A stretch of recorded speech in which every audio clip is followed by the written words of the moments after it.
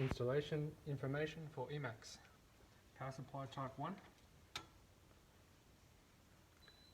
12 volt DC, USB to 2.5mm power with a removable power supply.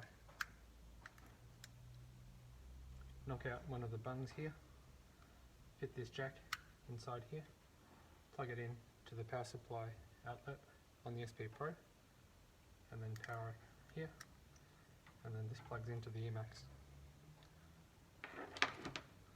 Power supply type 2, 9 pin to 2.5mm, very simple. Customer can install it themselves, but it does occupy the serial port if you need it for something else. Plug it in here, plugs into the E-Maxx. Power supply type 3, 240 volt to 2.5mm. Simple installation but require a GPO. Install an E-Maxx. E-Maxx is connected on the bottom of the SP Pro here via a magnet. Choose the right power supply, plug it in here, and then connect a USB cable, the short one supplied with the E-Maxx, into any of the USB ports. Plugs in here, the standard USB port, and there you go. Next thing we need to do is connect it to the Ethernet switch. So take an Ethernet cable, you have to spiral it yourself. Customer's Ethernet switch of some kind, doesn't matter what it is, as long as it's got a standard Ethernet port. Plug it in, and plug it in. And remote access is finished. There's no requirement to set up any port forwarding on here. Another method for remote access is to take a pre-configured USB 3G, 4G dongle from Optus or Telstra or another provider, provided your web can be accessed through your computer on site by plugging this in, which is a prepaid SIM card method. SIM card's inside here. You plug this into one of the USB ports and you have remote access.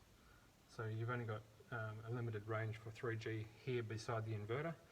So if there's no good 3G or 4G signal here, you can put a USB extension cable on here and take this up and put it up high in a plastic box, maybe outside a shed, to improve the coverage. If you're doing a multi-phase system, you can do up to 3 inverters using the old SIM card, the old comms cards. So you plug in the second phase here, any USB port, plug this into the next SP Pro over here, and then plug in the next one, same way, any USB port, into the third SP Pro. The E-Maxx will auto detect the 3 inverters and label them as 1, 2 and 3. If you've got the new comms card system, which is where you have a master, a slave and a slave, and there's a high level interface between the 3 inverters, you don't need these extra USB cables.